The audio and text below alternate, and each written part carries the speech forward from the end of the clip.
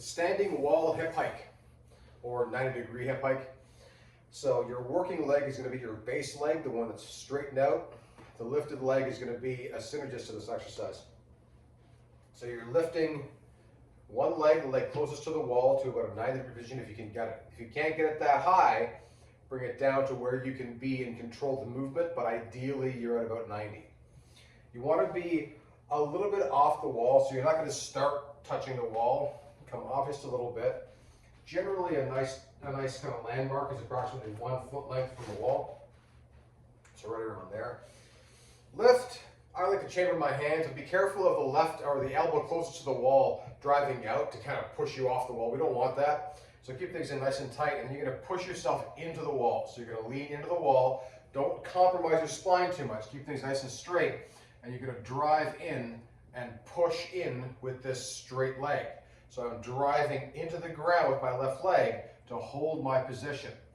It's not a maximal engagement by any means. This is going to be a temporal measure for this exercise. We're hitting stabilizers more than primary agonists or main movers. So we're not looking for maximal intensity by any means, but you're going to feel some love here. It won't take long. You'll feel the medial glute, maybe the hip flexor on this side a little bit, starting to engage. Make sure you're keeping your hip neutral. We don't want to be arched out. Pushing in, keep some tension through your lats so you're holding a good solid set position. Hold for prescribed time.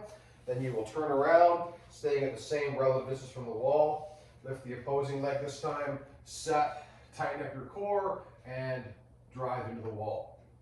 You can get more intensity by staying a bit further out from the wall and leaning in a bit more.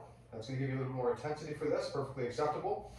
But make sure you're not so far out that when you're lifting your leg and you're pushing into the wall, you're twisting your spine, right? So if I'm too far out, if I stay too far out, now I'm leaning in so far, I'm kind of counter-leaning.